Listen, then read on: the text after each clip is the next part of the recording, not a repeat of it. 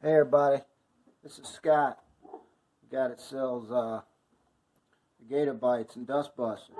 Anyway, you take your screw out, the top one for the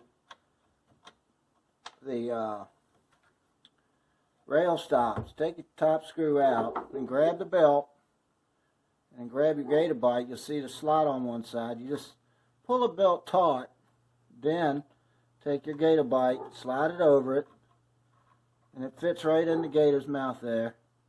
And see, it's a little tight now. I mean, it's not super tight, but it will be. Well, you don't want it super tight.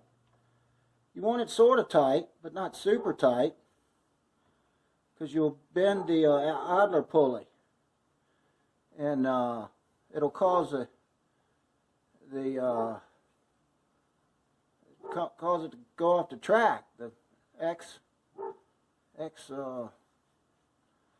drive thing. So there we go. There we go. There it is. I mean, that's about as tight as you want it. But it ain't coming off. It's not going to slip.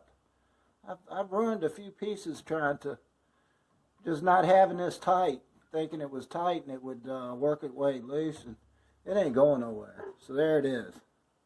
Thank you. Thanks for watching.